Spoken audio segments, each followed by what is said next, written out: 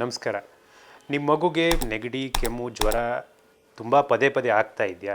So ಇದು ಯಾಕೆ ಆಗ್ತಾ ಇದೆ? ಎಷ್ಟಾದರೆ ನಾರ್ಮಲ್ಲು ನೋಡೋಣ.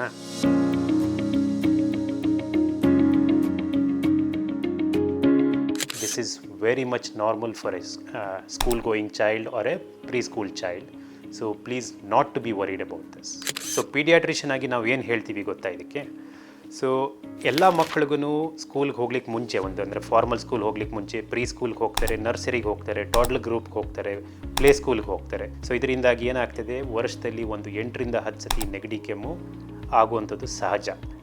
ಮಗುದು ಇಮ್ಯುನಿಟಿ ಇವಾಗ ಮಗು ಕಲಿತಾ ಇದೆ. ಇವಾಗ ಅಂದರೆ ಚಿಕ್ಕ ಪುಟ್ಟ ನೆಗಡಿ ಕೆಮ್ಮು ಆಗುವಂಥದ್ದು, ಬೇರೆ ಮಕ್ಕಳಿಂದ ಹರಡುವಂಥದ್ದು ತುಂಬಾ ಕಾಮನ್ ಇರ್ತದೆ. ಹಾಗಾಗಿ ಪೇರೆಂಟ್ಸಲ್ಲಿ ಈ ಬಗ್ಗೆ ಆತಂಕ ಬೇಡ. ಸೊ ನಿಮ್ಮ ಡಾಕ್ಟರ್ನ ಒಂದು ಸತಿ ಮೀಟ್ ಮಾಡಿ ಈ ರೀತಿ ಆಗ್ತಾ ಇದ್ದರೆ ಡಿಸ್ಕಸ್ ಮಾಡಿ.